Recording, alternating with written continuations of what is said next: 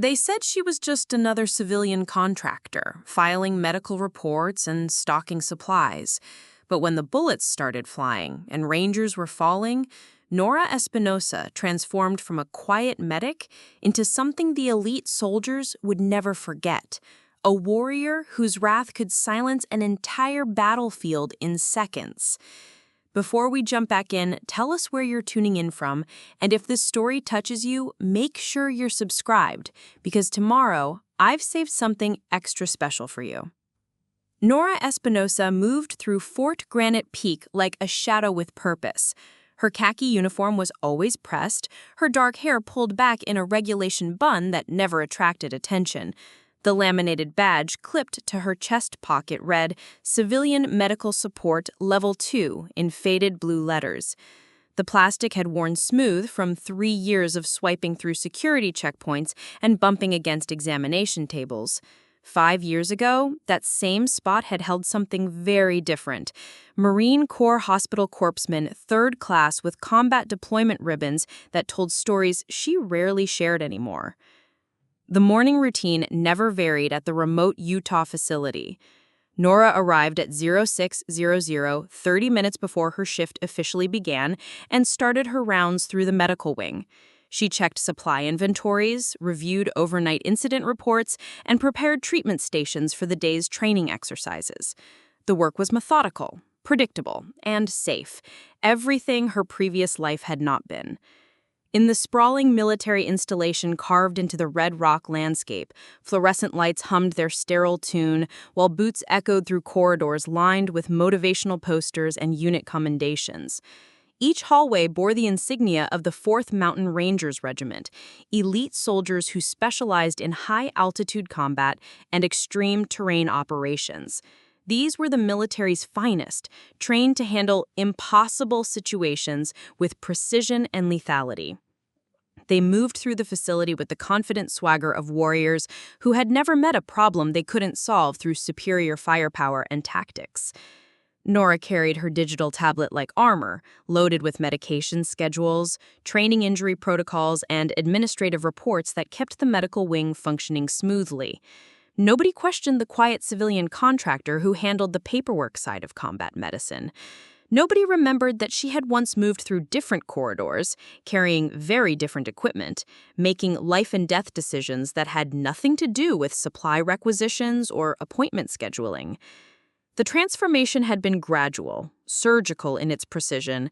It began with her discharge from the Marines 3 years earlier, an honorable separation following her second deployment to Afghanistan, where she'd served as forward operating base corpsman for a base that saw more action than anyone cared to document.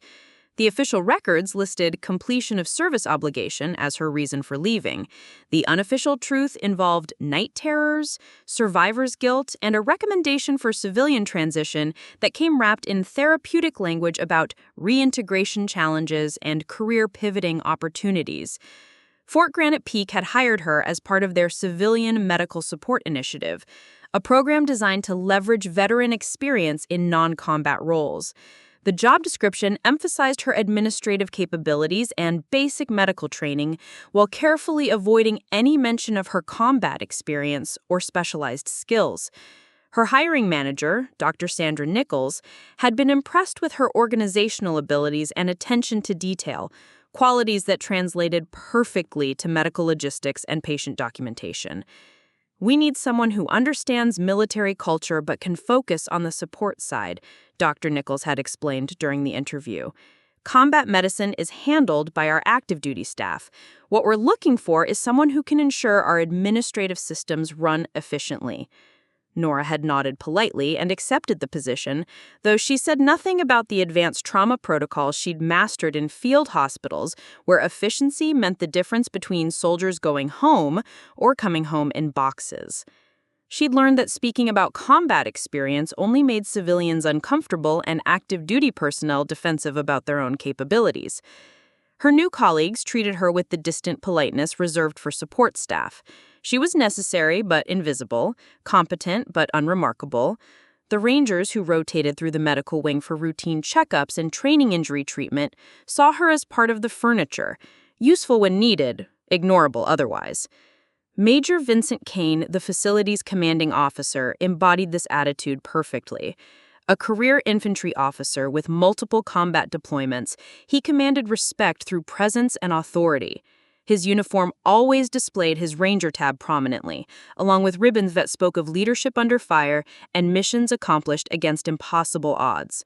When their paths crossed in the medical wing, he offered perfunctory nods and brief acknowledgments that never progressed to actual conversation. Espinoza handles our medical administration, he would explain to visiting officials or new personnel. Keeps the paperwork flowing so our real medics can focus on mission-critical tasks.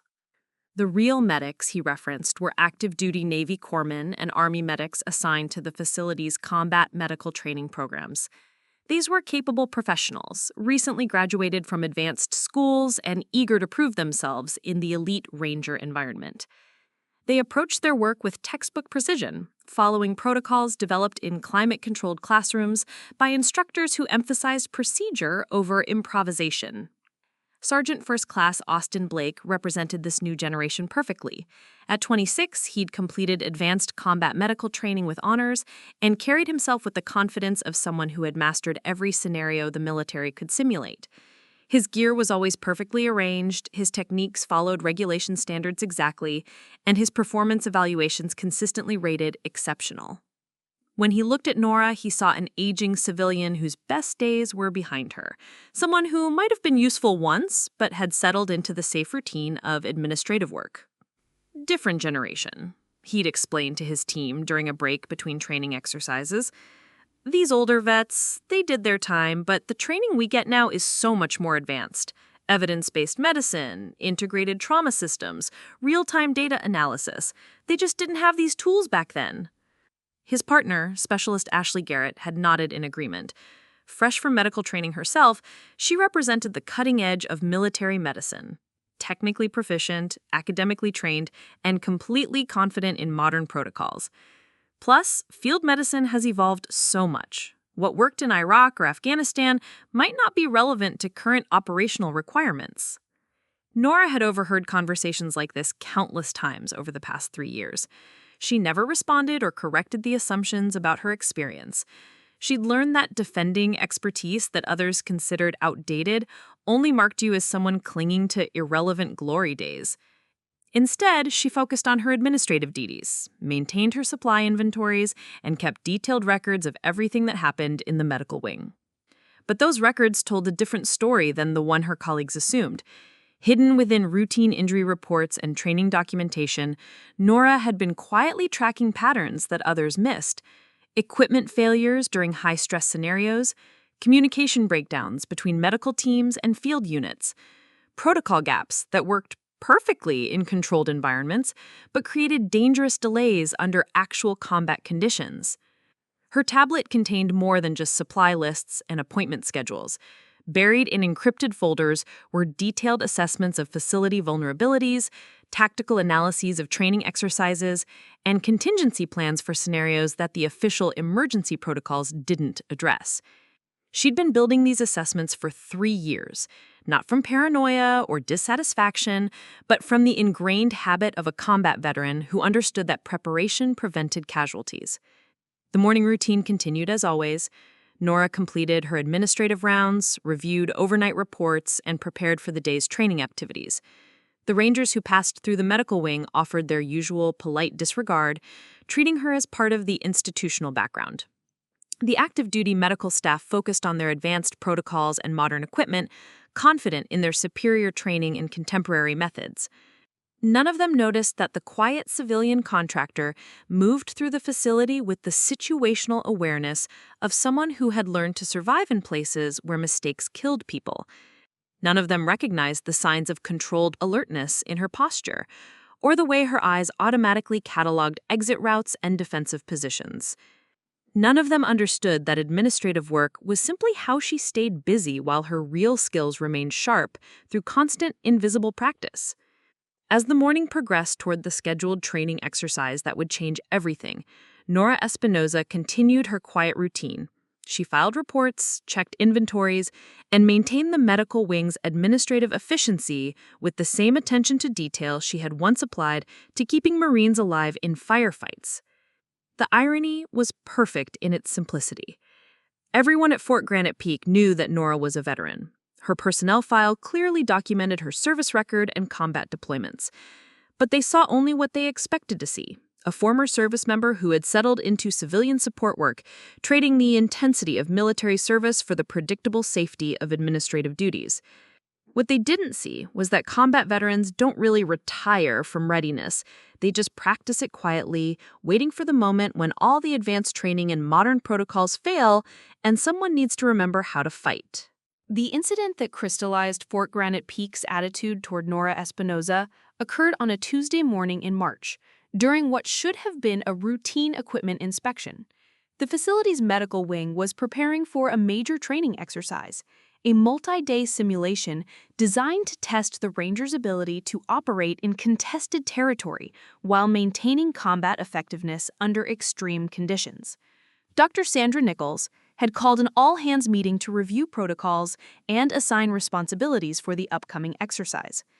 The conference room buzzed with the controlled energy of military professionals preparing for a complex operation.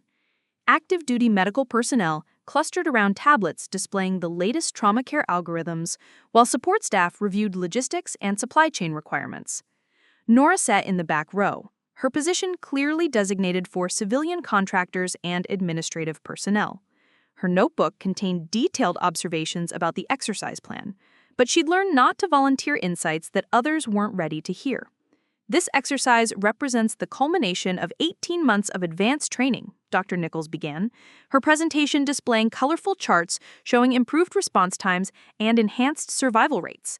Our medical teams will be operating with the most sophisticated trauma protocols ever developed for Special Operations Forces. The room's attention focused on Sergeant First Class Austin Blake, who stood to present the new integrated medical response system.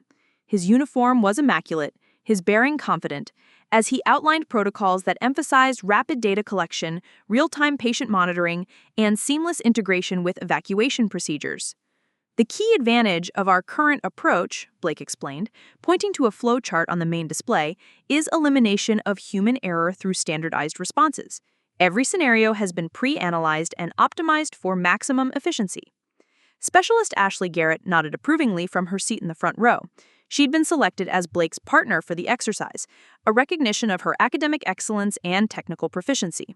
Together, they represented the future of military medicine, scientifically trained, technologically equipped, and thoroughly prepared for any scenario their advanced education had covered. Captain Rebecca Torres, the facility's senior medical officer, reviewed the exercise parameters with obvious satisfaction. A career Navy officer with multiple deployments, she'd overseen the implementation of the new protocols with the kind of attention to detail that had earned her consistent promotion and recognition.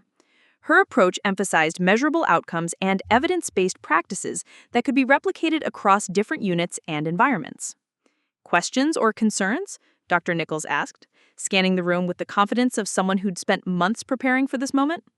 Nora raised her hand slowly, drawing surprised glances from around the room. It was unusual for administrative personnel to participate in tactical discussions, but Dr. Nichols nodded for her to continue. "I've reviewed the exercise scenario," Nora said, her voice calm and professional. "The evacuation timeline assumes helicopter extraction will be available within 12 minutes of casualty reports. What's the backup plan if weather conditions or enemy action prevents air support?" Blake answered before Dr. Nichols could respond. "Our analysis shows that weather-related delays occur in less than 8% of regional operations. The probability of simultaneous weather issues and enemy interference is statistically negligible." "Statistical probability and tactical reality can be different things," Norah replied quietly. "In Afghanistan, we lost helicopter support for 48 hours during a dust storm. The casualty collection point became a defensive position, and the medical protocols had to adapt to sustained combat conditions." The room fell silent. Blake's expression shifted from confidence to mild irritation, while Captain Torres frowned at what she clearly viewed as inappropriate input from support staff. "Ms. Espinoza," Torres said, her tone carrying the patient authority of an officer correcting a subordinate's misconceptions, This exercise is based on current operational requirements and contemporary threat assessments. While we appreciate historical perspective, our planning reflects modern capabilities and improved logistics support. Dr. Nichols intervened smoothly. Nora, your administrative experience is valuable for logistics coordination, but the tactical medical planning is handled by our active duty specialists, who have the most current training and operational knowledge. The dismissal was polite, but absolute. Nora nodded and returned to her notes, although several people continued watching her with expressions that ranged from curiosity to mild annoyance. She'd violated an unspoken rule by offering tactical input that challenged the expertise of trained professionals. After the meeting, Blake approached her with the kind of smile that preceded a lecture. Espinoza, I get it. You've got some field experience, and that's cool. But you've got to understand that what worked in Iraq or Afghanistan doesn't necessarily apply to current operations. The threats are different, the technology is better, and the training is way more advanced.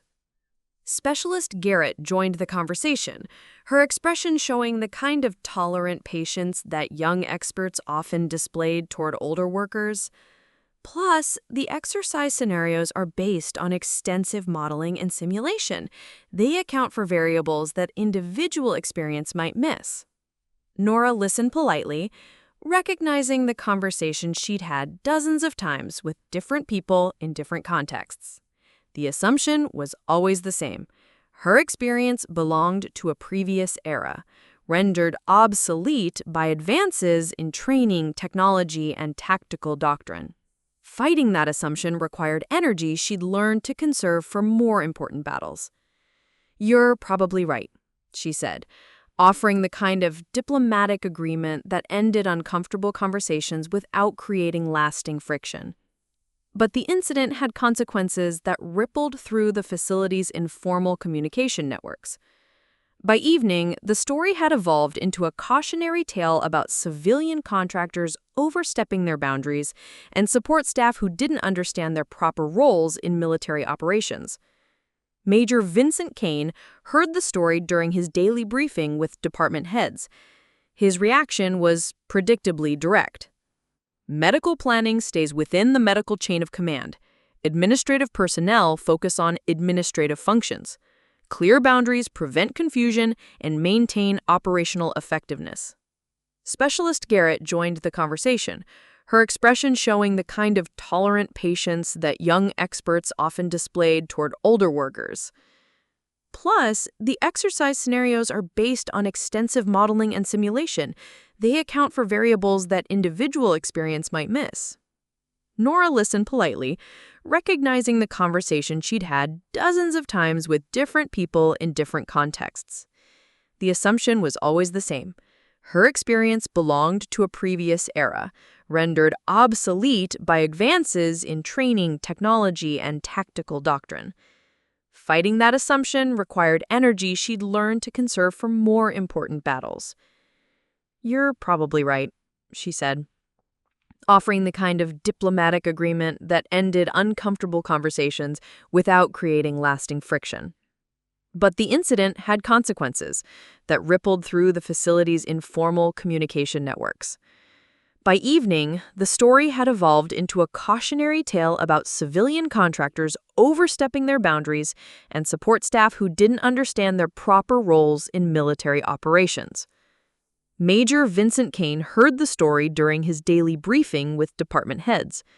His reaction was predictably direct. Medical planning stays within the medical chain of command. Administrative personnel focus on administrative functions. Clear boundaries prevent confusion and maintain operational effectiveness.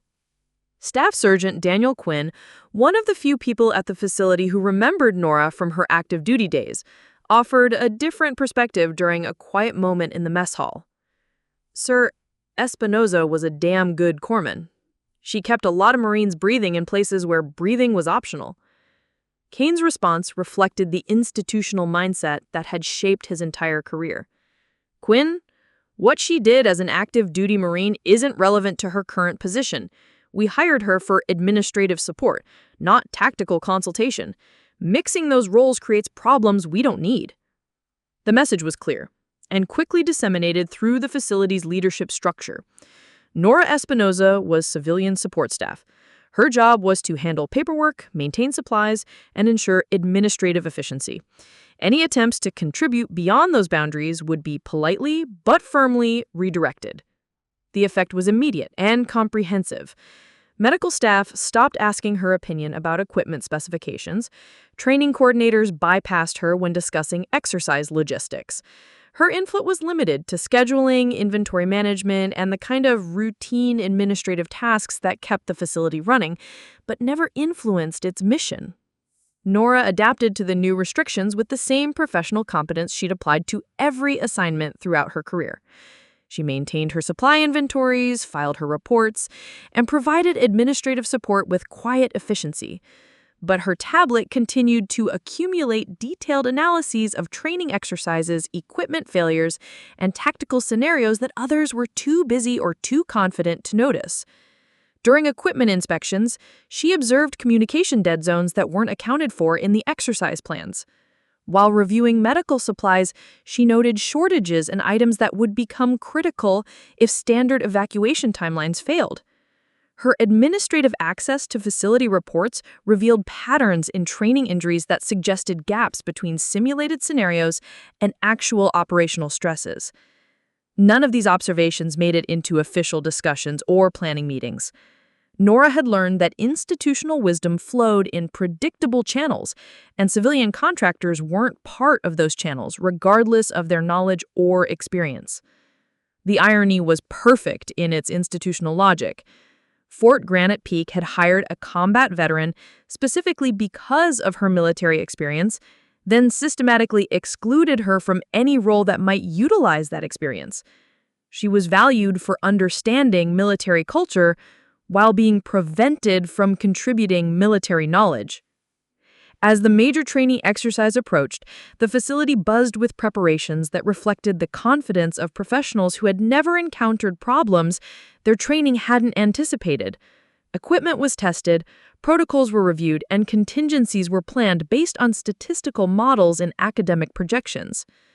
Norah continued her quiet administrative work, maintaining the systems that kept the medical wing functioning while the real experts prepared for scenarios they were certain they understood completely. But combat veterans carry institutional memory that transcends official training, and that memory whispered warnings about the difference between exercises and reality. The week leading up to Exercise Iron Summit felt different to Nora Espinoza, though she couldn't articulate exactly why to anyone who would listen, and nobody was listening anyway. The facility hummed with the kind of controlled excitement that preceded major operations. But beneath the professional confidence, she detected subtle signs that others missed or dismissed as routine pre-exercise nerves. Fort Granite Peak had transformed into a carefully orchestrated staging area for what officials called the most comprehensive special operations medical training exercise ever conducted. The 3-day simulation would test the 4th Mountain Rangers Regiment under conditions designed to replicate the chaos and complexity of actual combat operations. Everything had been planned, modeled, and optimized to ensure both training value and participant safety. Major Vincent Kane moved through the facility with obvious satisfaction, reviewing preparations that reflected months of careful coordination. His confidence was infectious, spreading through the command structure and down to the youngest Rangers who would participate in the exercise. This was their opportunity to demonstrate the superiority of modern training methods and advanced technology integration. 18 months of preparation, Kane explained to a group of visiting officials from Regional Command. We've incorporated lessons learned from every major operation over the past decade, combined with the latest advances in combat medicine and battlefield communications. Our Rangers will face scenarios that previous generations could never have trained for. The scenarios were indeed impressive in their scope and sophistication. Computer simulations had generated enemy context situations that required split-second medical decisions under fire. Environmental challenges included altitude variations, extreme weather, and terrain obstacles that tested both physical endurance and tactical adaptability. Communication systems would operate under electronic warfare conditions that mimicked the most advanced threat environments.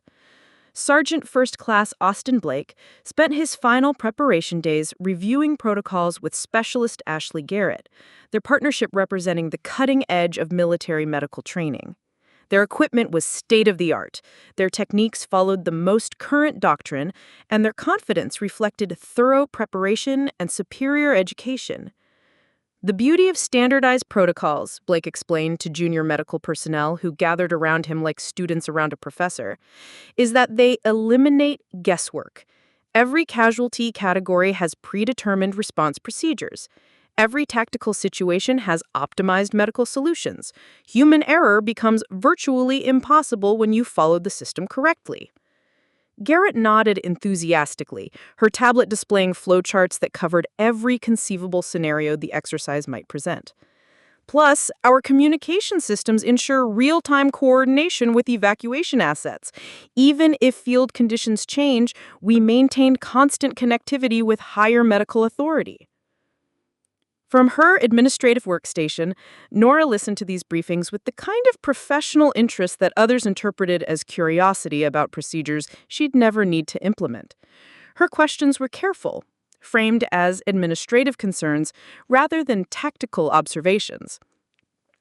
The communication system redundancy. What's the backup plan if the primary satellite links fail during a solar storm or electronic interference? Captain Rebecca Torres answered with the patient tone reserved for civilian employees who asked about things beyond their understanding. Nora, our communication systems have multiple redundant channels.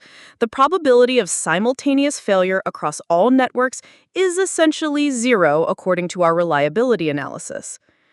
And if weather grounds the helicopter evacuation assets for extended periods? The exercise parameters account for standard weather delays. Evacuation timelines include appropriate safety margins based on historical meteorological data for this region and season. Nora accepted these explanations without argument, though her private notes contain detailed assessments of each system's potential failure modes. Her combat experience had taught her that disaster rarely announced itself through predictable channels, and that the most dangerous scenarios were often the ones that planners dismissed as statistically improbable. While others focused on perfecting their assigned roles within established protocols, Nora quietly prepared for possibilities that weren't included in the official exercise parameters. Her medical kit, officially designed for administrative support functions, contains supplies that wouldn't be needed for routine paperwork and inventory management. Her gear reflected the habits of someone who understood that preparation meant planning for problems that others hoped would never occur. Staff Sergeant Daniel Quinn, one of the few people who remembered her from active duty, noticed some of these preparations during a chance encounter in the equipment storage area. Quinn was conducting his own pre-exercise inspections, checking gear with a thoroughness that came from multiple combat deployments and hard-earned experience. Espinoza, he said, observing her careful organization of supplies that seemed excessive for civilian support duties. You planning to treat casualties during a paperwork emergency? Nora smiled without explaining. Old habits, you know how it is. Quinn studied her preparations more carefully, recognizing equipment choices that reflected combat experience rather than administrative requirements. Yeah, I know how it is. Question is, do they know how it is? They know what they need to know, Nora replied diplomatically. But Quinn's expression suggested he understood the gap between what leadership thought they knew and what combat veterans actually knew. His own preparations included equipment and supplies that weren't listed in official gear requirements, but had proven essential during actual operations where official requirements met reality and lost. The exercise briefings continued with presentations that emphasized technological superiority and procedural perfection. Advanced medical monitoring systems would provide real-time biometric data from every participant. GPS tracking would ensure precise location data for all personnel. Digital communication networks would maintain constant coordination between medical teams, tactical units, and command elements. Dr. Sandra Nichols presented the medical oversight protocols with obvious pride in their sophistication and comprehensive coverage. Every aspect of medical support has been planned and optimized. We've eliminated the variables that created problems in previous training exercises. Nora attended these briefings from her designated position in the administrative section, taking notes that others assumed related to logistics coordination and supply management. Her actual observations covered tactical vulnerabilities, communication dead zones, and equipment dependencies that created single points of failure in otherwise robust systems. The weather forecast for the exercise period called for clear conditions with moderate temperatures, ideal for testing personnel and equipment under controlled circumstances. Regional meteorological reports showed no unusual activity patterns or potential storm systems that might interfere with planned operations. Yet something felt different to Nora during her evening walks around the facility perimeter. The air carried subtle changes in humidity and atmospheric pressure that her body had learned to recognize during deployments in regions where weather could shift from routine to dangerous with little warning. The signs were too subtle for official weather monitoring to detect, but they triggered instincts developed in places where environmental awareness could mean the difference between successful missions and catastrophic failures. Her tablet contained contingency plans that nobody had requested and everyone would dismiss as unnecessary. Alternative evacuation routes that didn't depend on helicopter support. Emergency supply caches positioned in locations that provided tactical advantages if standard logistics failed. Communication procedures that could function without electronic systems if technology was compromised or unavailable. These preparations weren't paranoia or lack of confidence in official planning. They reflected the mindset of someone who had learned that the most dangerous problems were always the ones that weren't supposed to happen. Combat veterans understood that Murphy's Law wasn't just a humorous observation. It was a tactical planning principle that could save lives when everything else went wrong. The night before Exercise Iron Summit, Fort Granite Peak settled into the quiet tension that preceded major operations. Rangers completed final equipment checks and reviewed assault procedures. Medical personnel verified their supply loads and confirmed communication protocols. Command staff finalized coordination procedures and verified backup systems.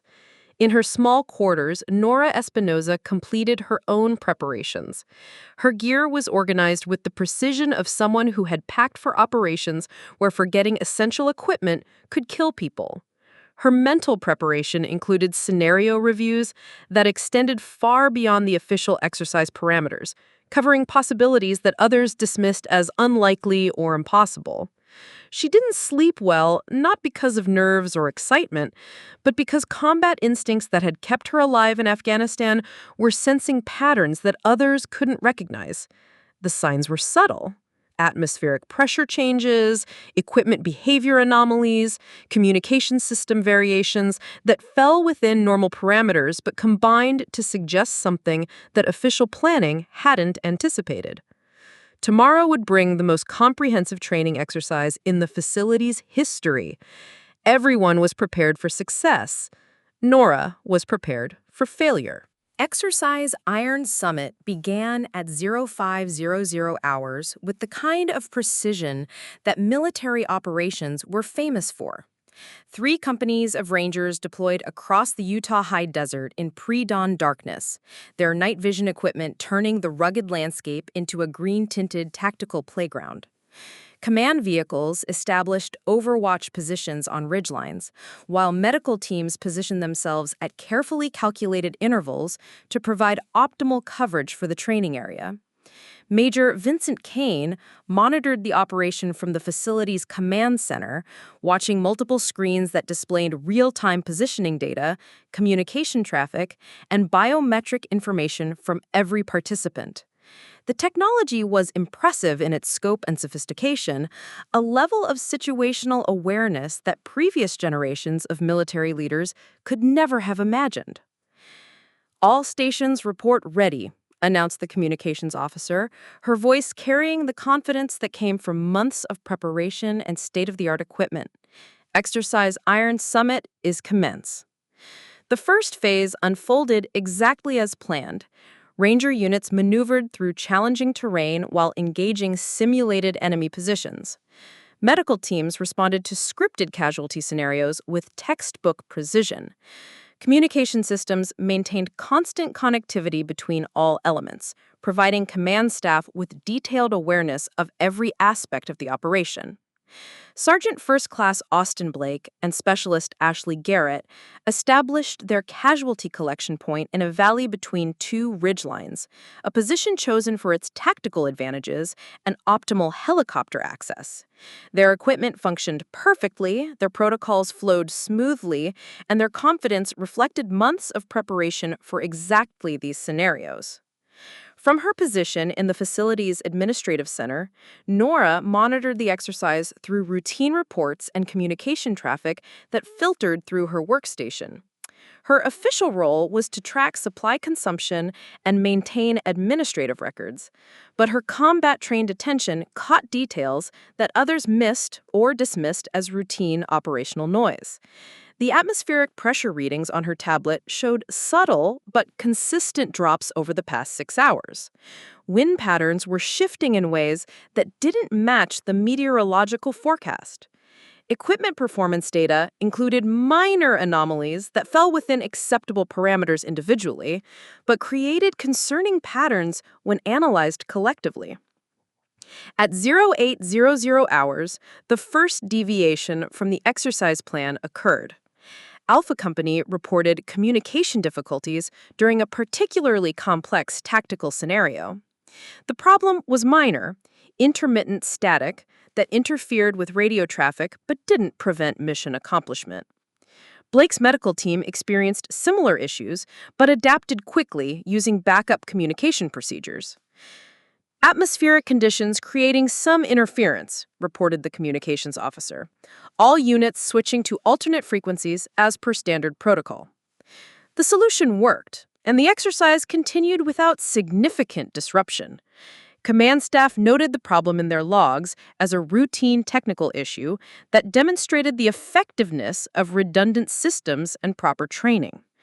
But Norah recognized the atmospheric interference patterns from her deployments in Afghanistan, where similar conditions preceded severe weather events that grounded aircraft and isolated ground units for extended periods. She opened her tablet's weather monitoring application and noted data that painted a different picture than the official meteorological reports. Preparing and narrating this story took us a lot of time, so if you are enjoying it, subscribe to our channel. It means a lot to us. Now back to the story. By 1000 hours, what meteorologists would later classify as a rapid onset weather system began developing over the exercise area. The change started as increased cloud cover that provided welcome relief from the desert sun. Rangers welcomed the cooler conditions, and medical teams appreciated the reduced heat stress on their equipment and personnel. Dr. Sandra Nichols monitored the exercise from the Medical Command Center, reviewing biometric data and casualty scenario responses with obvious satisfaction. The new protocols were performing exactly as designed, and participant feedback indicated high confidence in the training value of the simulation. Outstanding performance across all medical teams, she reported to Major Kane during the mid-morning briefing. Response times are exceeding projections, and casualty care quality remains consistently high despite increasing scenario complexity. The weather continued to deteriorate in ways that official forecasts hadn't predicted. Cloud cover thickened into overcast conditions, and wind speeds increased beyond the parameters used for exercise planning. Still within acceptable limits for continuation, but approaching the margins that would require modified procedures. Blake's team noticed the changes but adapted according to their training. Equipment that relied on satellite connectivity experienced occasional delays, but backup systems maintained operational capability. Communication quality degraded slightly, but remained functional within established parameters. Bit more challenging than the simulations, Blake commented to Garrett as they responded to their 5th casualty scenario of the day, but that's probably more realistic anyway. Garrett agreed, though she noted that some of their electronic monitoring equipment was behaving differently than during controlled training exercises. Battery consumption was higher, signal quality was more variable, and response times were slightly slower than anticipated. All within acceptable ranges, but combined, they created a different operational environment than their preparation had anticipated. At 11:30 hours, the first significant problem emerged. Bravo Company, operating in the northern section of the training area, reported a legitimate medical emergency during what should have been a routine movement exercise. Ranger Marcus Flynn had suffered what appeared to be a serious ankle injury when unstable terrain gave way beneath him during a tactical advance. The injury wasn't part of the scripted exercise scenarios. It was real, requiring immediate medical attention and possible evacuation from the field. Blake's team received the call and began movement toward Bravo Company's position, but the developing weather conditions created challenges that hadn't been included in the exercise planning. Wind speeds had increased to levels that made helicopter operations marginal. Cloud cover had dropped to altitudes that limited aircraft maneuverability in the mountainous terrain. What should have been a routine medical evacuation was becoming complicated by environmental conditions that fell just outside the parameters that planners had considered likely. "Weather's getting interesting," reported the helicopter pilot during his assessment of extraction options. "I can make the pickup, but conditions are approaching minimums for safe operations in this terrain." Blake's team reached Flynn's position and began treatment according to established protocols. The injury was serious but manageable, a complex ankle fracture that required stabilization and rapid evacuation to prevent permanent complications. Their equipment functioned properly and their treatment was textbook correct. But the weather continued to worsen in ways that transformed a routine evacuation into something much more complex. Wind gusts exceeded safe helicopter landing parameters. Cloud cover dropped below minimum altitudes for mountain flying.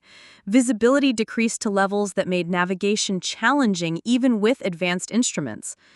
At 11:30 hours, the helicopter pilot made the decision that changed everything. "Command, this is Medevac 1. Weather conditions have deteriorated below safe operating minimums, unable to complete evacuation until conditions improve." The announcement created the first real crisis of Exercise Iron Summit. A seriously injured ranger was stranded in the field, requiring continued medical care under conditions that no training scenario had adequately prepared anyone to handle. The sophisticated evacuation protocols that worked perfectly in controlled environments were suddenly irrelevant. Major Kane faced his first decision point that wasn't covered in the exercise manual.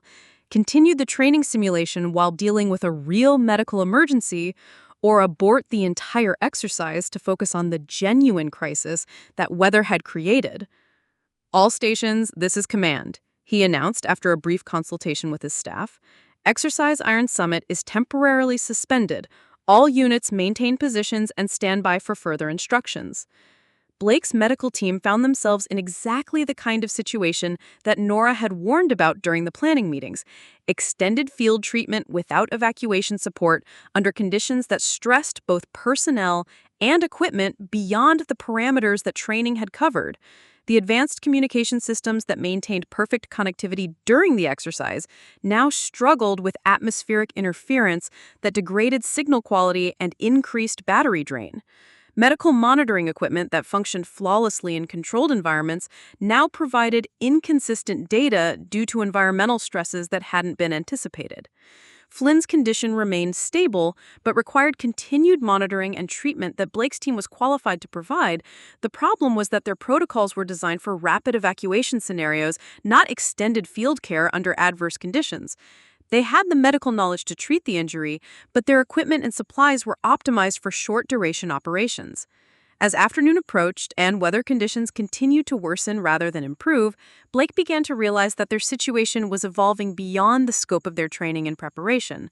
They were facing exactly the kind of scenario that statistical analysis had dismissed as improbable: multiple system failures creating cascading problems that standard protocols couldn't address.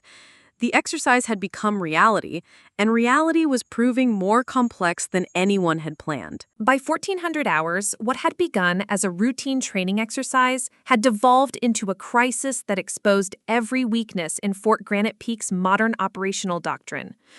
The weather system that meteorologists had failed to predict continued intensifying, creating conditions that transformed the Utah desert into an environment as hostile as any combat zone. Ranger Marcus Flynn's ankle injury remained the immediate medical priority, but it was no longer the only problem Blake's team faced. The extended field treatment was stressing their equipment beyond designed parameters, and their supply reserves were being consumed faster than anticipated due to the prolonged operation. "Command, this is Blake," the sergeant reported through increasing radio static. "Patient conditions stable, but we're showing equipment degradation across multiple systems. Battery levels are dropping faster than projected, and some of our monitoring devices are giving inconsistent readings." The response from the facility's command center carried its own static and delay issues. "Blake, understood. Weather Service is projecting clearing conditions within 4 hours. Maintain current position and continue treatment protocols." But 4 hours was becoming an optimistic projection as atmospheric conditions continued deteriorating. Wind speeds had increased to levels that grounded all aircraft indefinitely. Temperature variations were stressing electronic equipment in ways that controlled laboratory testing had never revealed.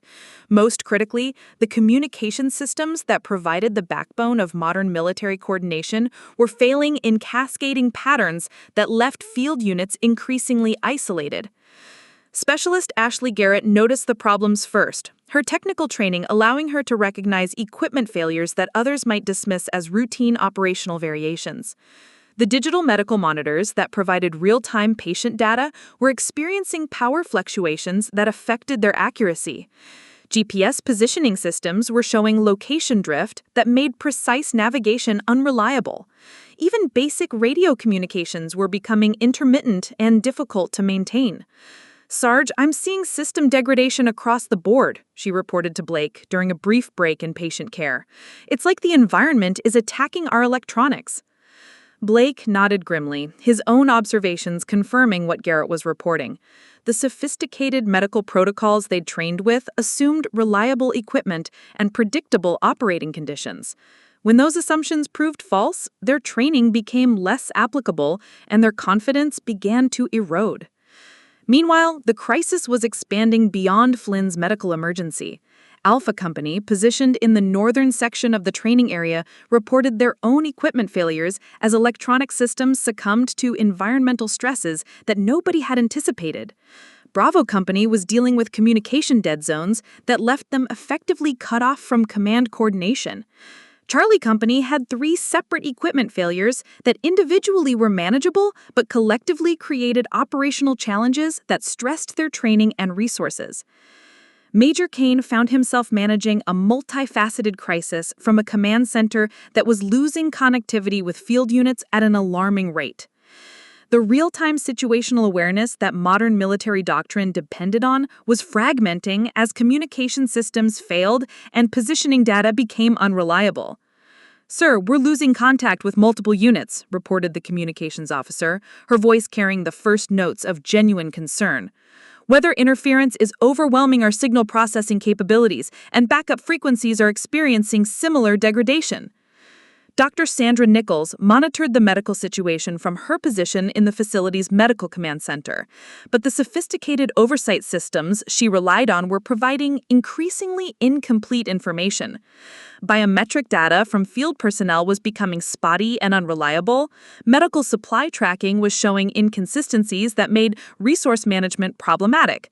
Most concerning, the communication links that allowed her to provide remote medical guidance to field teams were becoming too degraded for effective consultation. "This is exactly what I was afraid of," she admitted to Captain Rebecca Torres during a private moment between crisis management tasks. "Our protocols assume reliable communication and data connectivity. When those systems fail, we're operating with much less oversight and control than our medical doctrine requires." Back in the field, Blake's team was discovering the hard reality that combat veterans understood instinctively. When sophisticated systems fail, you adapt with whatever works, or people die. Flynn's condition was stable, but required continued monitoring that their equipment could no longer provide reliably. The medical supplies that had seemed adequate for the planned exercise duration were being consumed at rates that suggested shortages within hours rather than days. Garrett, what's our supply status? Blake asked, during a brief assessment of their situation. Pain management medications are at 60%, IV fluids at 70%. But if our monitoring equipment keeps failing, we're going to have to rely on clinical observation instead of digital data, she replied, her voice carrying uncertainty about procedures they'd never had to practice. The implications were sobering. Their training emphasized evidence-based medicine, supported by real-time data and technological monitoring. Clinical observation and intuitive patient assessment were skills that older medical personnel possessed, but that newer training programs had de-emphasized in favor of technological solutions. At 15:30 hours, the crisis escalated when Bravo Company reported a second legitimate emergency.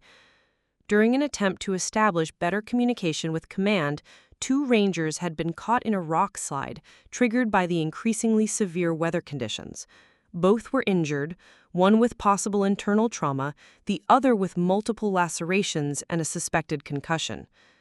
"Command, this is Bravo 6, came the broken transmission through heavy static. "We have 2 casualties requiring immediate medical attention. Repeat, we have 2 legitimate casualties." The announcement created an impossible tactical problem. Blake's team was already committed to Flynn's care and couldn't be moved without risking his condition. The helicopter evacuation that both situations required remained grounded indefinitely due to weather. The sophisticated medical coordination systems that were supposed to manage exactly these scenarios were failing due to communication breakdowns and equipment degradation. Major Kane faced a decision that wasn't covered in any training manual or exercise scenario. Multiple casualties requiring immediate medical attention, no evacuation capability, degraded communications, and field medical teams that were being stressed beyond their training and equipment capabilities. "Sir," he approached Major Kane during a brief break in crisis management, "we might want to consider alternatives that don't depend on our current systems and protocols." Kane looked at him sharply. "What alternatives? Our medical teams are the best trained personnel we have, and our equipment represents the most advanced capabilities available." "Yes, sir, but both are failing under conditions that weren't anticipated. We might need approaches that are more adaptive to circumstances that training didn't cover." The suggestion carried implications that Kane wasn't ready to acknowledge.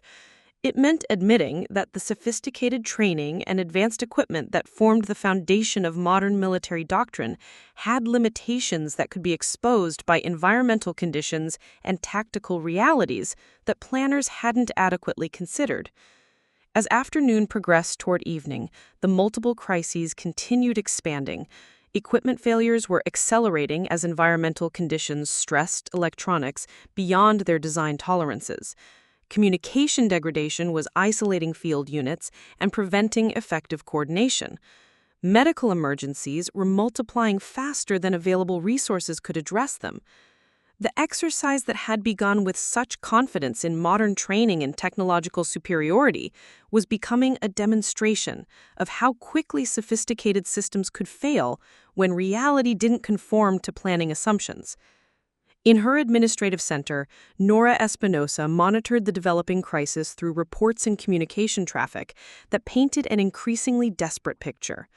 Everything she had quietly warned about during the planning meetings was happening exactly as her combat experience had predicted.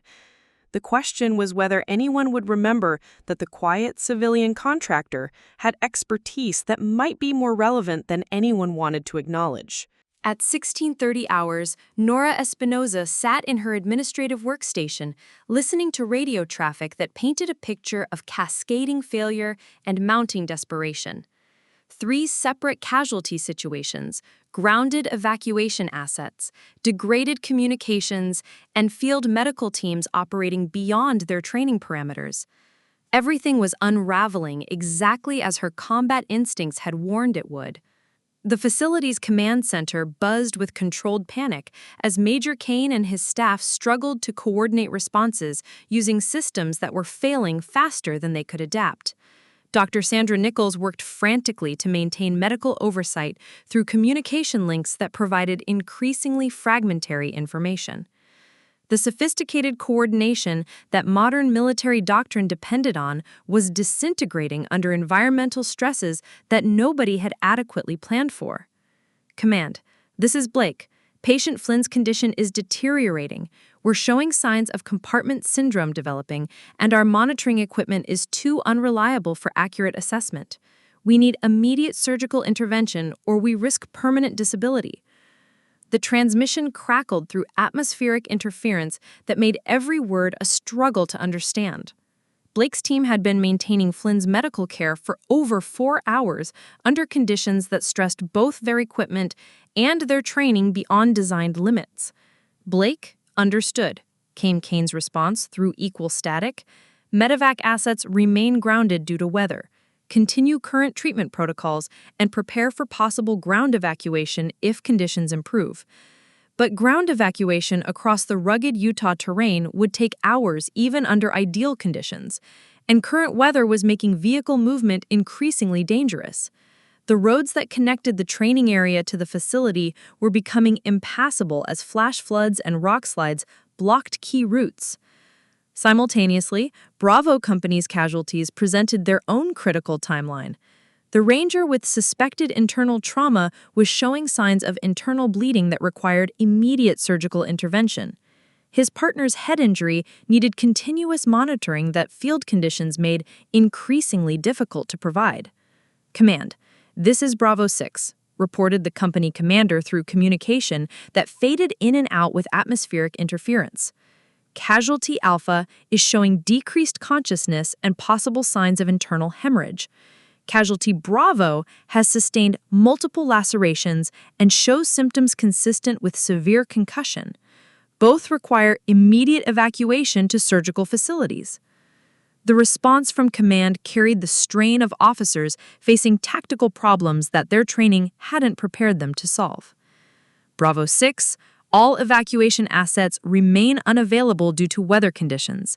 Continue field treatment and prepare casualties for ground transport when feasible. But Nora recognized the pattern from her deployments in Afghanistan, where environmental conditions and enemy action had created similar scenarios. Multiple casualties requiring immediate care, no evacuation support, degraded communications, and medical teams operating with inadequate resources under extreme stress. The difference was that in Afghanistan, they had personnel who understood how to adapt when sophisticated systems failed. She opened her tablet and reviewed the tactical situation through data that others were too busy to analyze comprehensively. Weather projections showed conditions worsening rather than improving. Communication system performance indicated continued degradation that would eventually isolate field units completely. Medical supply consumption rates suggested that field teams would exhaust critical resources within hours. Most concerning was the pattern of equipment failures that were accelerating as environmental stresses exceeded design parameters.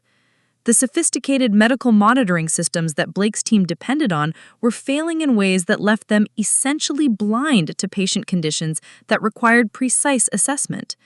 Without reliable data, their advanced protocols became useless, and their training hadn't prepared them for clinical assessment techniques that didn't depend on technological support. Staff Sergeant Daniel Quinn appeared at her workstation, his expression grim with the kind of recognition that came from combat experience. "Espinoza, you hearing this traffic?" "All of it," she replied quietly. "Sounds familiar, doesn't it?" Nora nodded, understanding the reference to deployment scenarios where everything that could go wrong did go wrong, usually simultaneously. FOB Schenck, October 2018. Multiple casualties, grounded birds, comms going to hell, and medical teams stretched beyond capacity. Quinn's expression confirmed that he remembered similar situations from his own deployments. What did you do at Schenck? What combat medics do: adapt, improvise, and keep people alive with whatever works, regardless of protocols or procedures. They both listened to another transmission from Blake's position, reporting increasing equipment failures and patient conditions that were stressing his team's capabilities. The desperation in his voice was becoming evident despite his professional training and attempt to maintain composure. Quinn lowered his voice. Espinoza, they need help out there. Real help, not more radio traffic and encouragement from people who've never been in situations like this. They have help. Blake and Garrett are qualified medical personnel with advanced training and modern equipment. Blake and Garrett are good at following protocols under controlled conditions. This isn't controlled conditions, and protocols aren't working. Nora studied Quinn's face, seeing the same recognition she was feeling, that sophisticated training was no substitute for experience when reality didn't conform to textbook scenarios. Blake's team had mastered every technique their courses covered, but they'd never learned to function when those techniques became inapplicable due to equipment failure and environmental stress. Quinn, I'm civilian support staff. My job is administrative functions, not tactical medical operations. Your job is whatever keeps Rangers alive when everything else fails. You think Flynn or those casualties in Bravo Company care about job descriptions? The question cut through institutional boundaries and procedural restrictions to the fundamental issue that combat veterans understood instinctively. Mission accomplishment meant doing whatever worked, regardless of official roles or established protocols. Another transmission from the field interrupted their conversation. Command, this is Bravo 6. Casualty Alpha is showing signs of shock. Blood pressure dropping, heart rate increasing. We need immediate surgical intervention or we're going to lose him. The response from command carried new notes of desperation. Bravo 6, we're working on evacuation options. Continue current treatment and monitor patient status. Get me transportation to the field positions. Unofficial transportation that doesn't go through official channels or require command approval. Quinn studied her preparations, recognizing equipment choices that reflected combat medical experience rather than administrative support functions. Espinoza, if you go out there, you'll be operating completely outside your official capacity.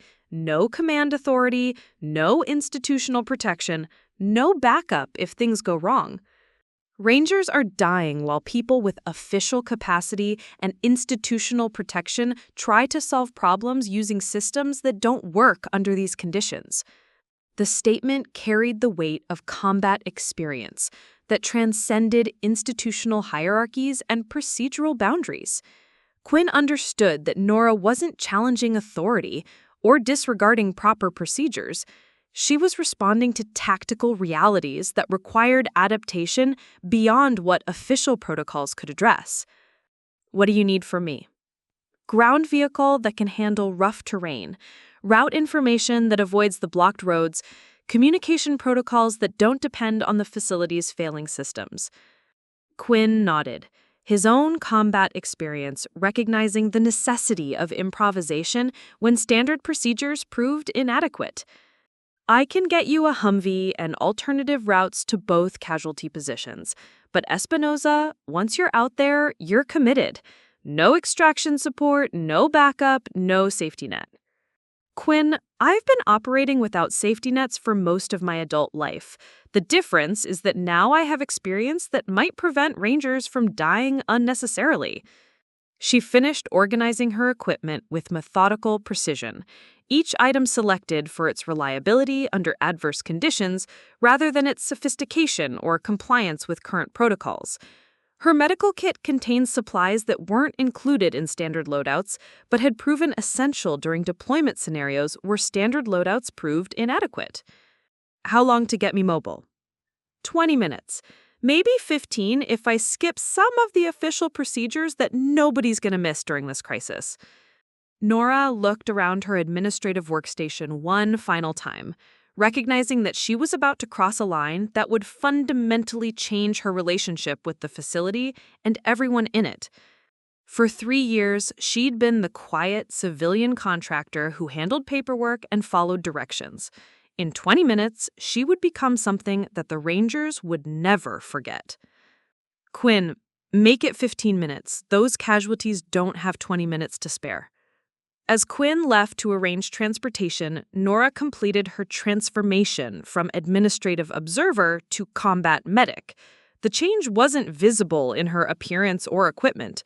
It was psychological, the shift from institutional compliance to tactical necessity that combat veterans understood instinctively. She was about to show the 4th Mountain Rangers Regiment what happened when obsolete training met current reality and why experience sometimes mattered more than procedures.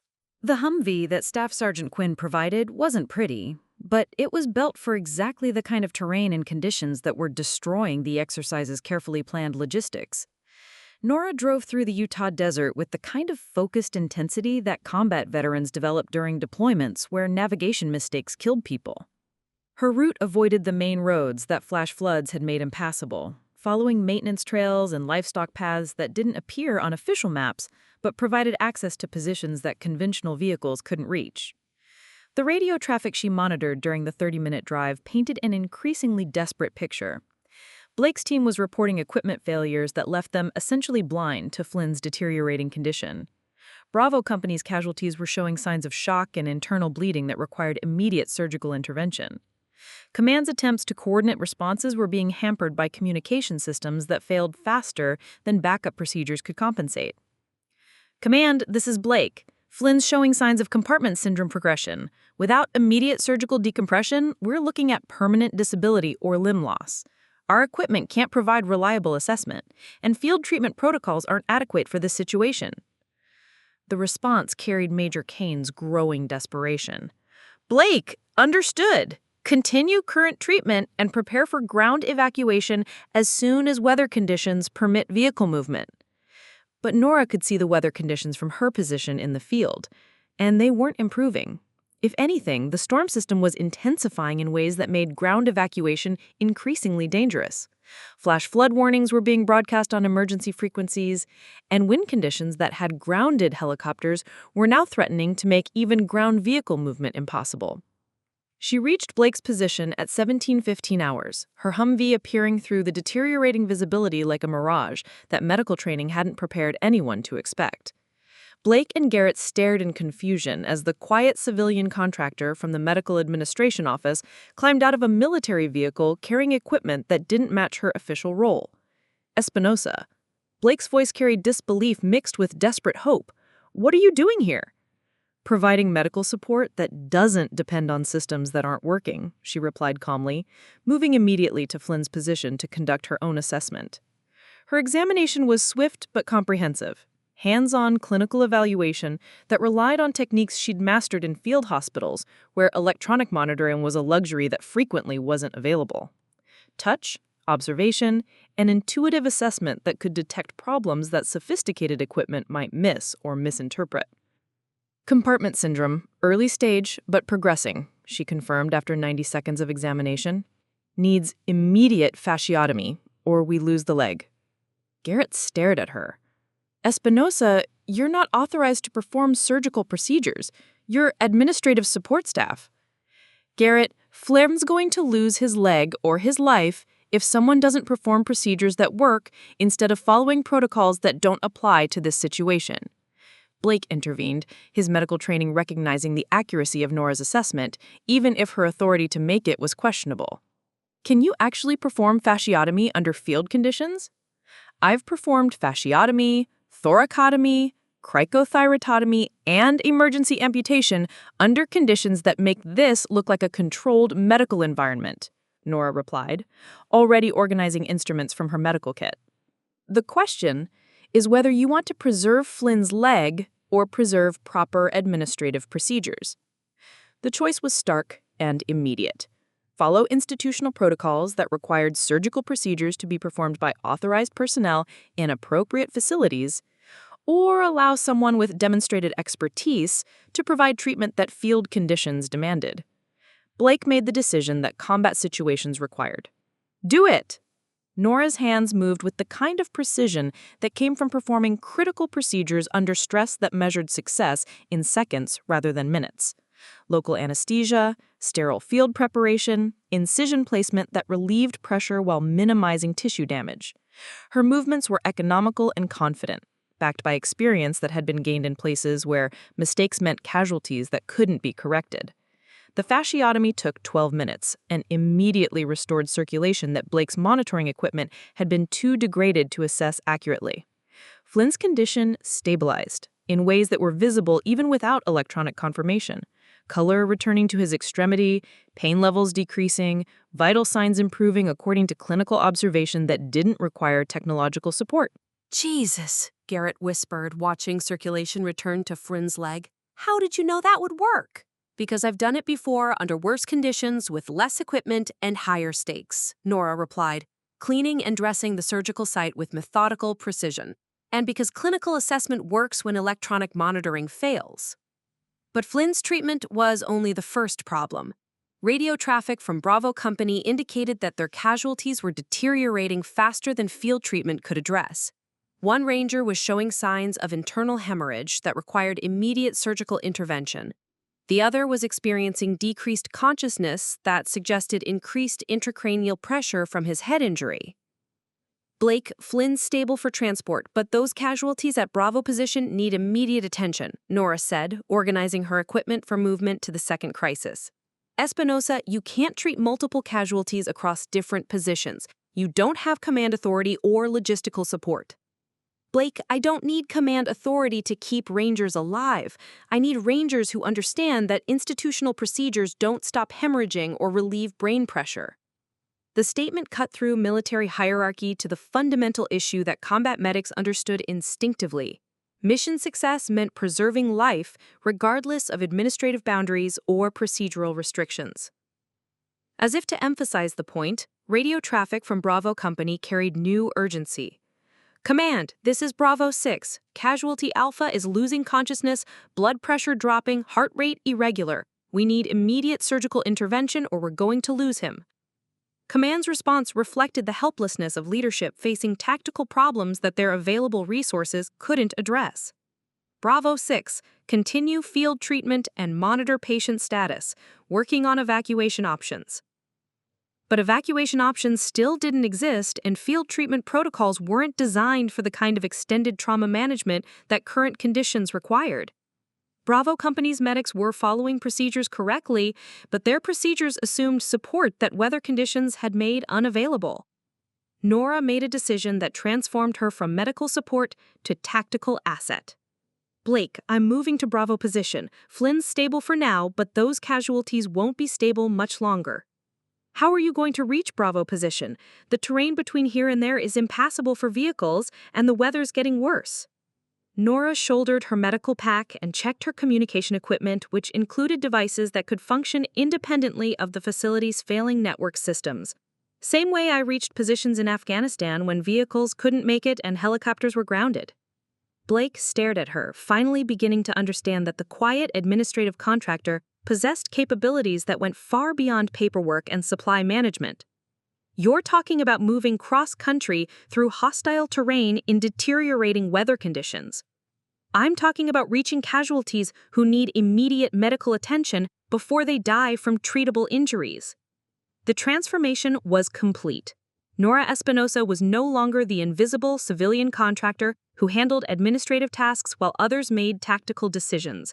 She was the combat medic who had kept Marines alive in situations where standard procedures failed, and improvisation meant the difference between casualties coming home or not coming home at all. As she prepared to leave Blake's position for the dangerous movement to Bravo Company, her radio crackled with new traffic that would define the moment Rangers would never forget. All positions, this is unknown contact. Armed hostiles approaching training area from the northeast. Exercise has been compromised by actual enemy contact. The announcement transformed Exercise Iron Summit into a combat situation that nobody had anticipated or prepared for. The weather emergency that had created the casualty situations was about to become the least of their problems. Nora checked her sidearm and verified her ammunition load for the first time in 3 years. The quiet civilian contractor was about to become something that would explain why Rangers would never forget her wrath. A combat veteran whose medical expertise was matched only by her ability to eliminate threats that endangered her patients. Blake, Flynn's stable for transport, but those casualties at Bravo position need immediate attention. The corpsman was becoming a marksman, and the real demonstration of her capabilities was about to begin. The movement across hostile terrain to Bravo Company's position took Nora 43 minutes of navigation that relied on combat experience rather than GPS systems that weather conditions had rendered unreliable. She moved through the Utah desert using techniques learned during night patrols in Afghanistan, where electronic navigation aids were luxuries that couldn't be depended upon when lives were at stake. The hostile contact report had proven accurate. Unknown armed individuals had infiltrated the training area, taking advantage of weather conditions and communication disruptions to approach positions that should have been secure.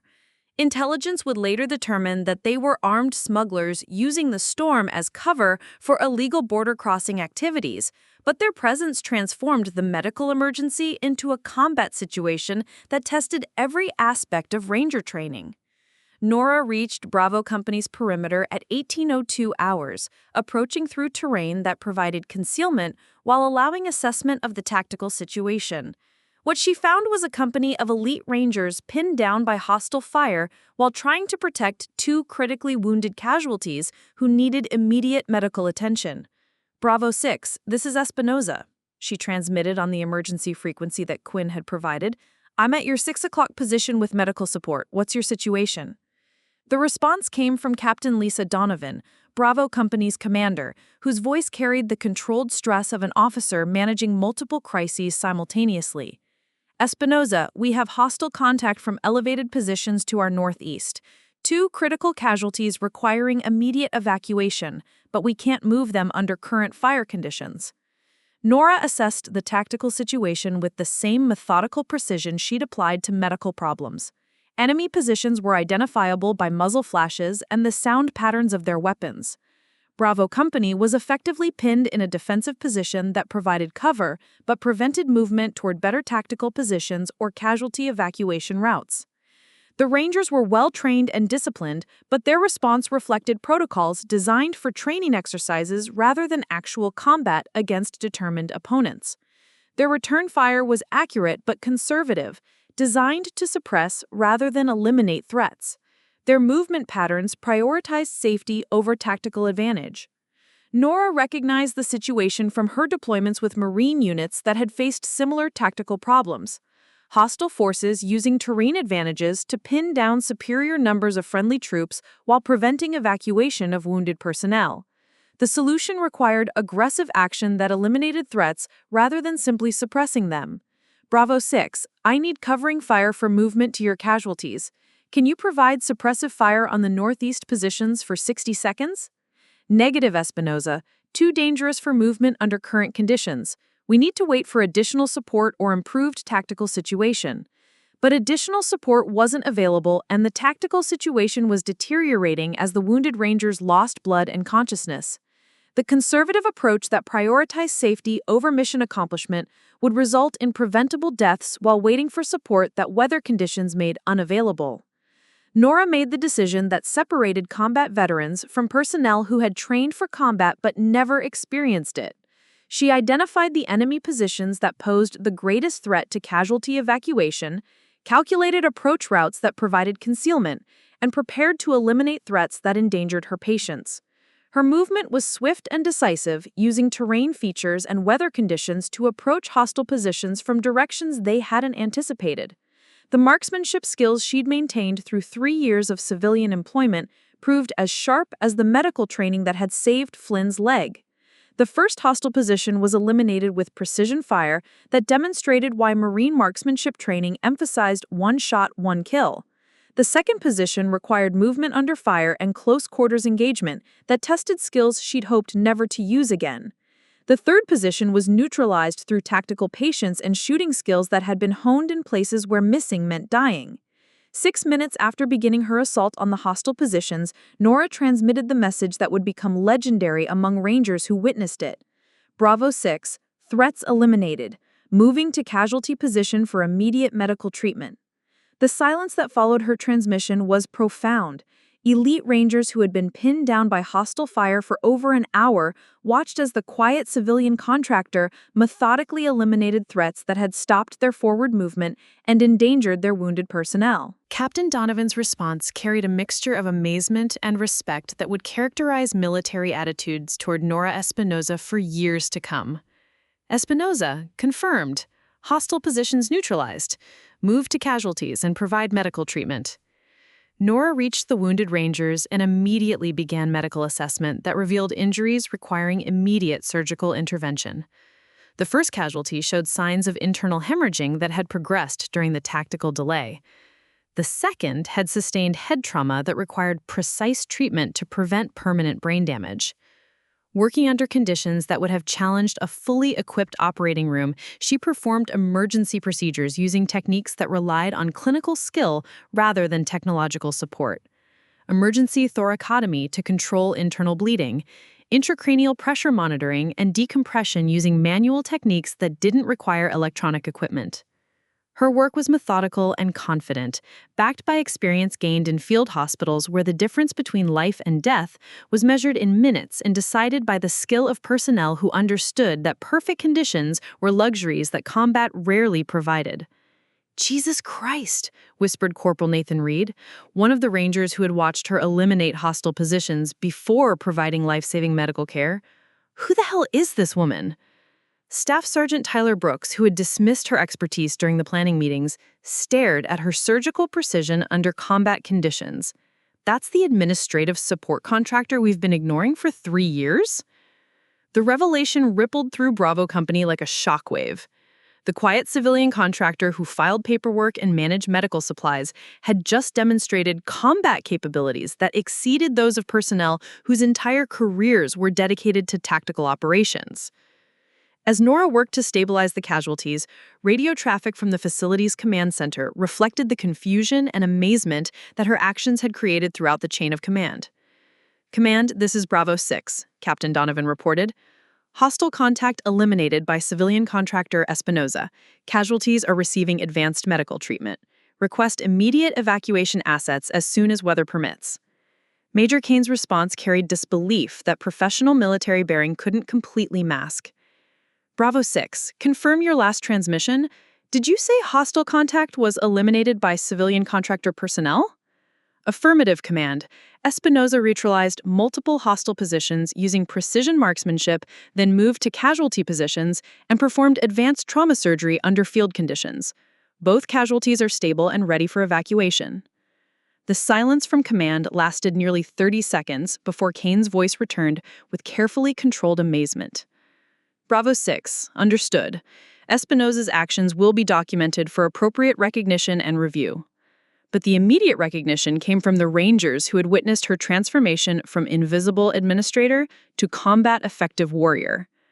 Their attitudes shifted from polite dismissal to genuine respect that acknowledged capabilities they hadn't known existed. "Ma'am," said Specialist Marcus Flynn, the Ranger whose leg she had saved at Blake's position, "I heard about what you did for me. Thank you doesn't seem adequate." Norah looked up from her medical work, her hands still covered with blood from life-saving procedures performed under combat conditions. "Flynn, thank you isn't necessary. Keeping Rangers alive is what I do, regardless of my official job description." The statement captured the essence of what the 4th Mountain Rangers Regiment had witnessed, a professional whose commitment to mission accomplishment transcended institutional boundaries and administrative classifications. They had discovered that the quiet contractor possessed capabilities that their advanced training and modern equipment couldn't match when conditions exceeded design parameters. As weather conditions began improving and evacuation assets prepared for casualty recovery, word of Nora's actions spread through communication networks that connected field positions with command centers. The story of the civilian contractor who had saved multiple lives while eliminating hostile threats under combat conditions became the kind of legend that defined military culture. "They'll never forget her wrath," Staff Sergeant Quinn observed as he coordinated evacuation procedures. The Rangers thought they knew what combat looked like. Espinoza showed them what combat veterans actually do when everything else fails. The exercise that had begun as a demonstration of modern military capabilities had become a lesson in the irreplaceable value of experience, adaptability, and the kind of quiet competence that true professionals maintain regardless of their official recognition or institutional status. The after-action briefing at Fort Granite Peak took place 48 hours after Exercise Iron Summit officially concluded, but the discussions had been ongoing since the moment Nora Espinoza's actions had transformed a training disaster into a masterclass in combat adaptability. The facility's main conference room was packed beyond capacity with personnel who normally wouldn't attend such meetings. Everyone wanted to hear the official account of how their quiet civilian contractor had accomplished what their advanced training and modern equipment could not. Major Vincent Kane stood at the head of the table, his usual commanding presence tempered by the kind of professional humility that came from having fundamental assumptions challenged by undeniable reality. The official reports spread before him documented a sequence of events that required institutional acknowledgement of systematic failures in personnel assessment and capability utilization. "Ladies and gentlemen," Kane began, his voice carrying the weight of a career military officer confronting uncomfortable truths. "Exercise Iron Summit revealed gaps between our training assumptions and operational realities. More specifically, it revealed that we have been systematically undervaluing expertise that proved critical when our standard procedures failed." Dr. Sandra Nichols sat at the conference table reviewing medical reports that painted a sobering picture of how close the facility had come to preventable casualties. Flynn's compartment syndrome would have resulted in permanent disability without Nora's field surgery. The two Rangers at Bravo Company's position would have died from treatable injuries if advanced trauma procedures hadn't been performed under combat conditions. "The medical assessment is clear," she reported to the assembled staff.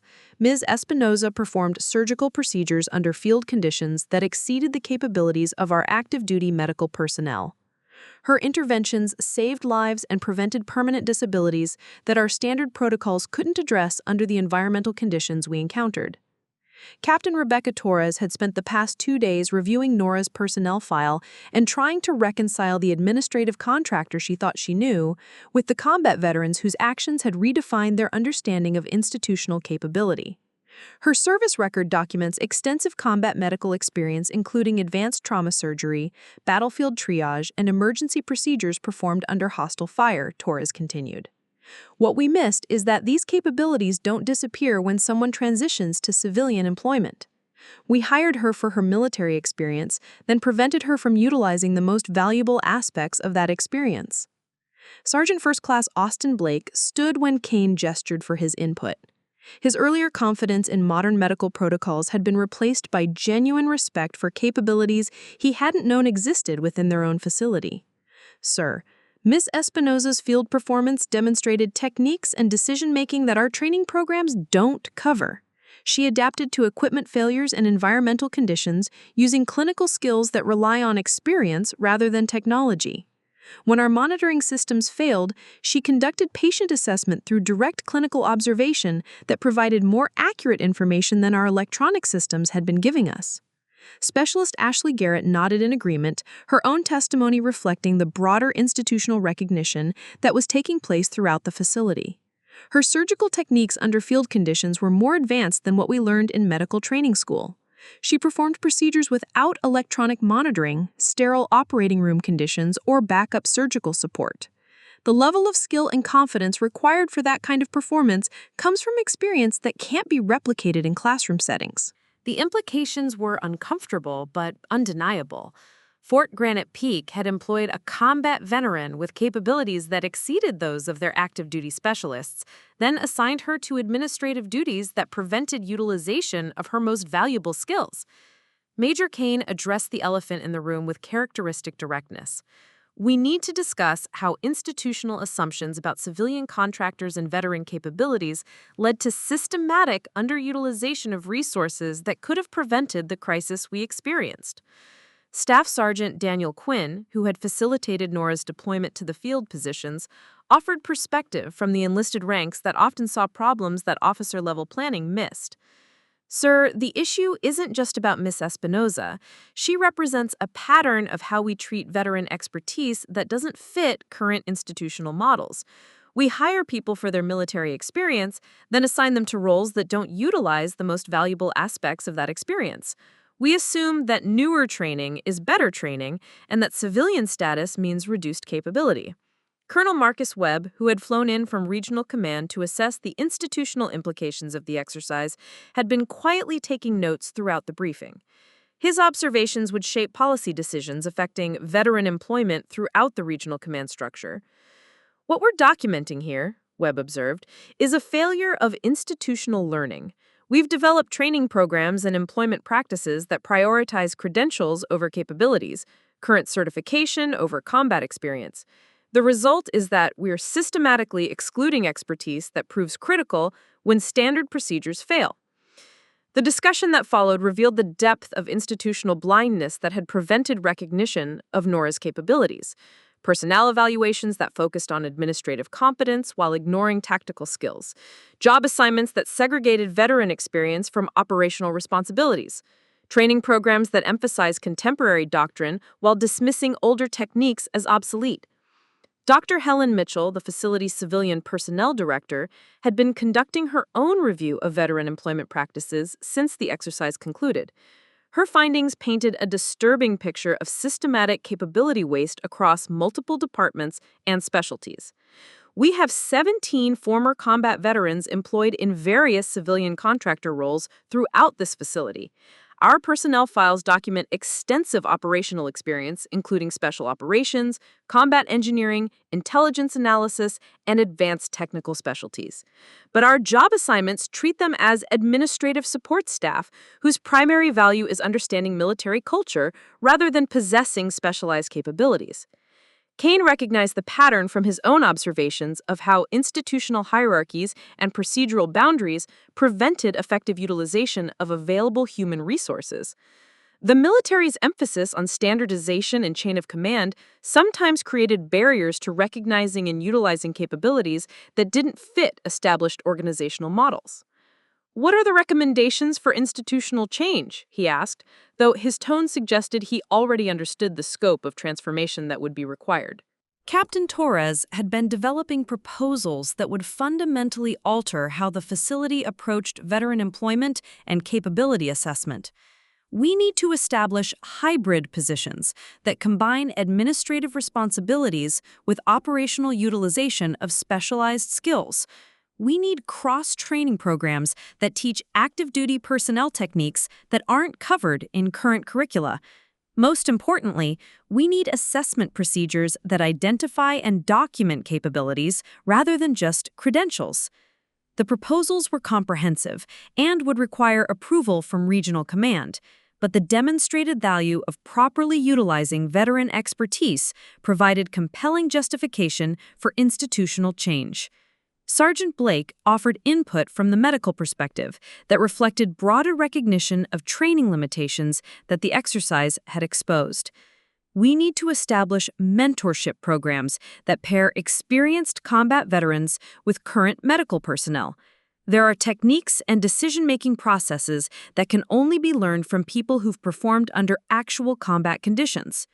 Quinn added perspective from the tactical side that acknowledged similar gaps in operational preparedness. Combat adaptability isn't something you can learn from manuals or simulations. It comes from experience with situations where standard procedures don't work, and improvisation means the difference between mission success and catastrophic failure. Colonel Webb concluded the discussion with observations that would influence policy decisions throughout the regional command structure. What we've learned from Exercise Iron Summit is that institutional expertise isn't always located where organizational charts indicate it should be. Sometimes the most qualified person to handle a crisis is the quiet contractor who's been filing paperwork while maintaining capabilities that nobody bothered to assess. As the formal briefing concluded, individual conversations continued throughout the facility as personnel processed the implications of what they had witnessed. The transformation in attitudes toward Nora Espinoza reflected broader recognition that institutional assumptions about capability and authority didn't always align with operational reality. Major Kane approached Nora privately after the briefing, his expression carrying the kind of professional respect that acknowledged capabilities that had proven themselves under the most demanding conditions. "Miss Espinoza, I owe you more than an apology. I owe you recognition that your expertise should never have been wasted on administrative duties while Rangers' lives were at stake." Nora's response reflected the quiet professionalism that had characterized her approach throughout 3 years of institutional underutilization. "Major Kane, the important thing is that we learned from the experience and implemented changes that will prevent similar problems in the future." But Kane understood that the changes would go far beyond policy adjustments and organizational restructuring.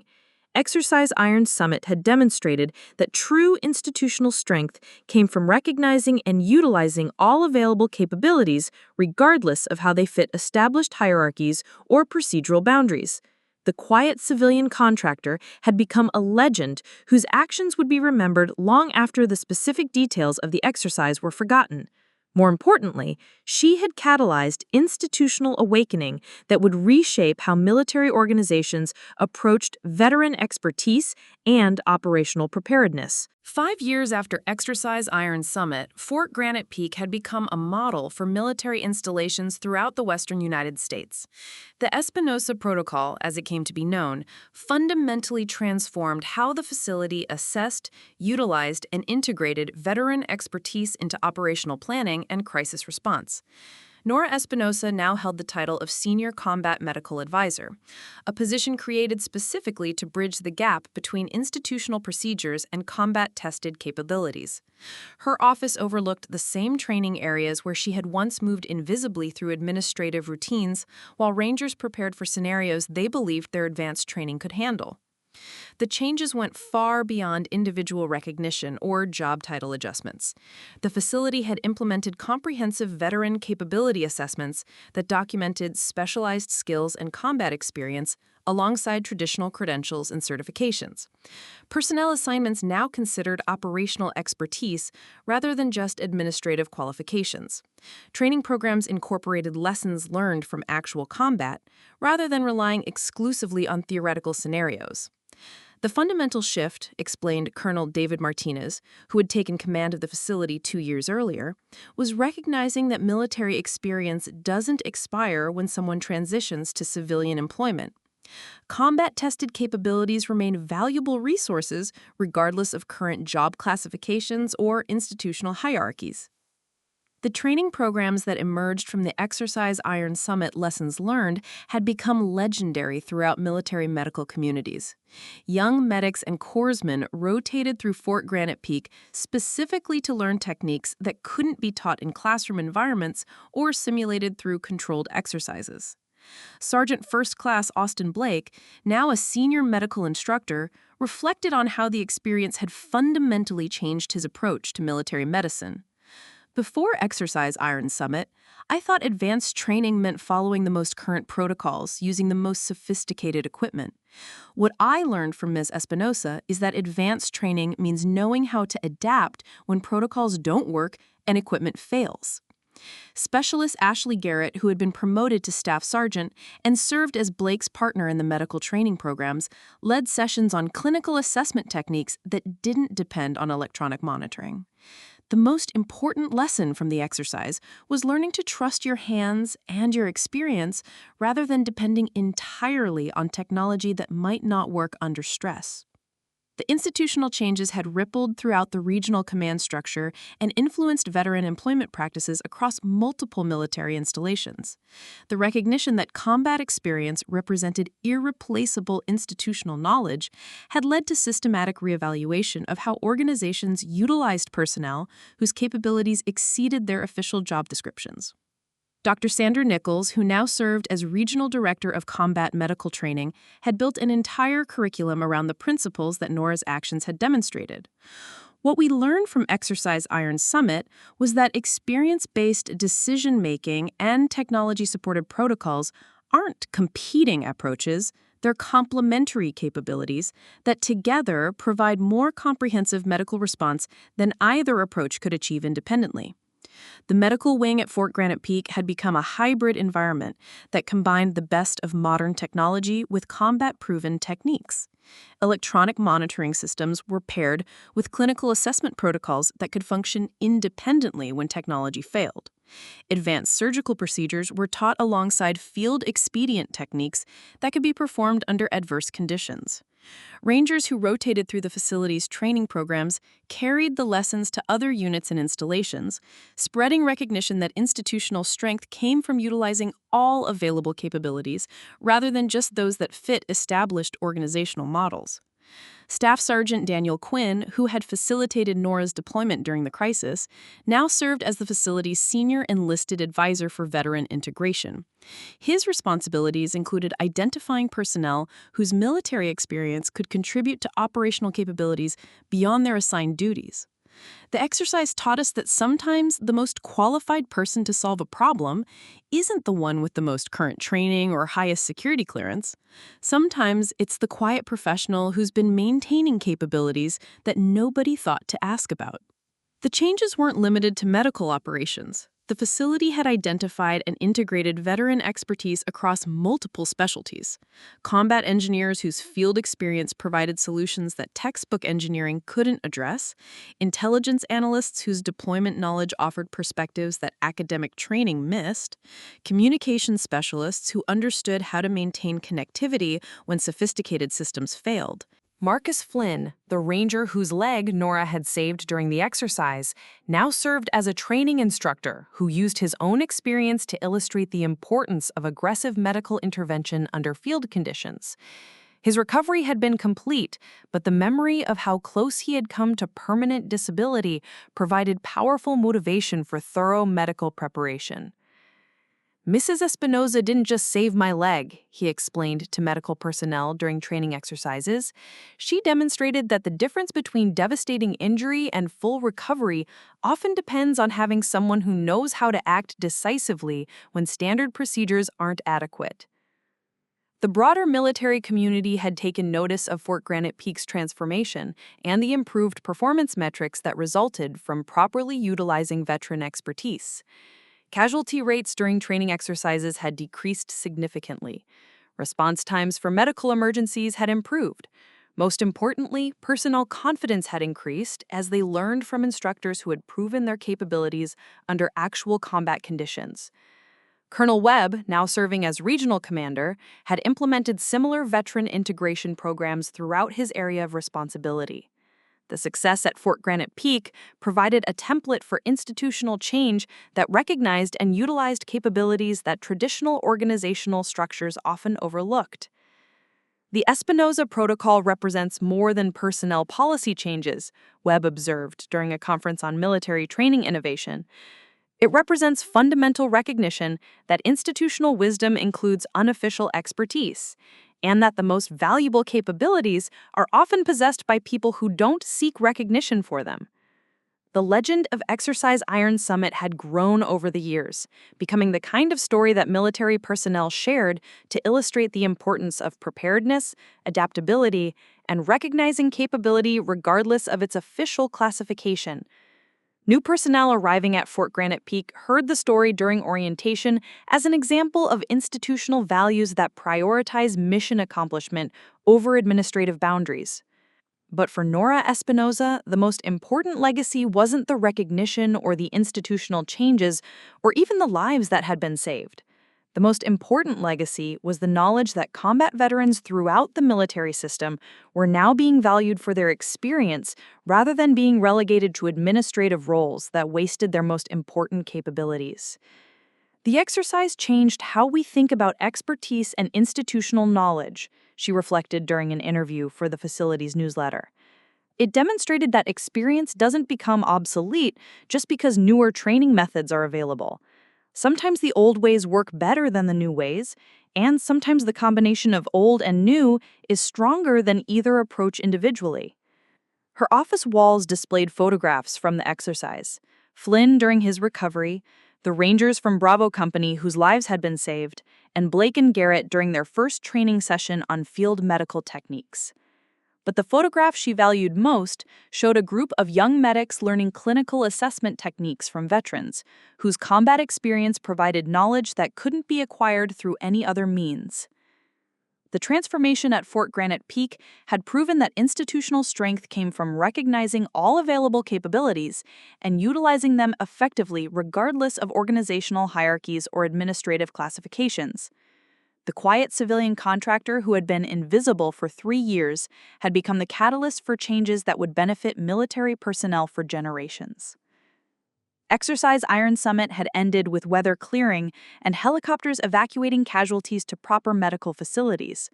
But its real conclusion came through institutional recognition that true preparedness meant valuing experience alongside innovation, understanding that the most important expertise is often possessed by people who don't need recognition to validate their capabilities.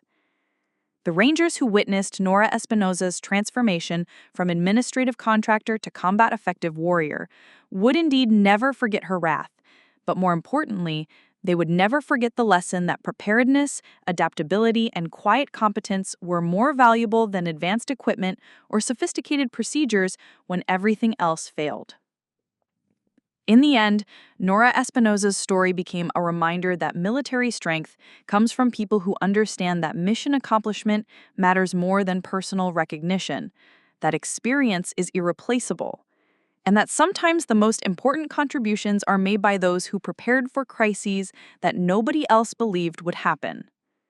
The quiet professional who had maintained her capabilities while others dismissed her expertise had proven that true authority comes not from titles or recognition, but from knowledge, preparation, and the confidence to act when action is needed most. Up next, you've got 2 more standout stories right on your screen. If this one hit the mark, you won't want to pass these up. Just click and check them out. And don't forget to subscribe and turn on the notification bell so you don't miss any upload from us.